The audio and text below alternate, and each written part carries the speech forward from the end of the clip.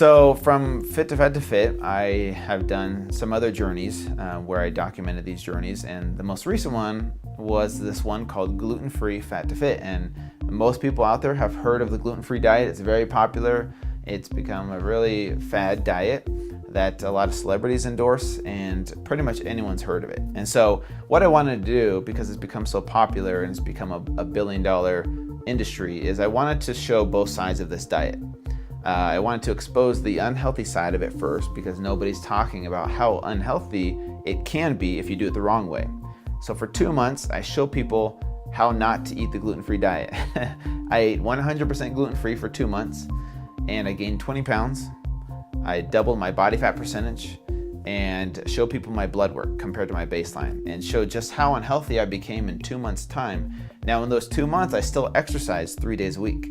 I did CrossFit those 3 days, which are, really high intense workouts, yet I still gained 20 pounds and I doubled my body fat percentage, eating everyday typical American foods, but were labeled gluten-free.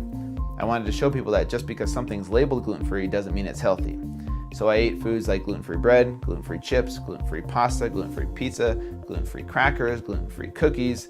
Anything that had a label that said gluten-free on it is what I ate for 2 months.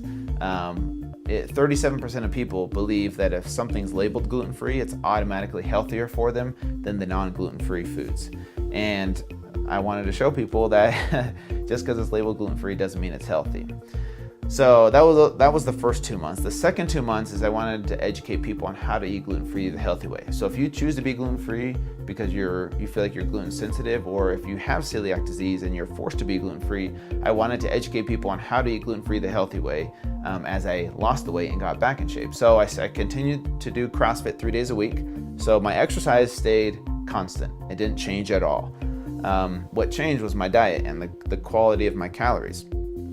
I ate 3,500 calories in the first phase, but I still gained 20 pounds. It was just the quality of the calories was really, really bad. The second phase, I still ate 3,500 calories, but ate clean whole foods that were didn't need to be labeled gluten-free.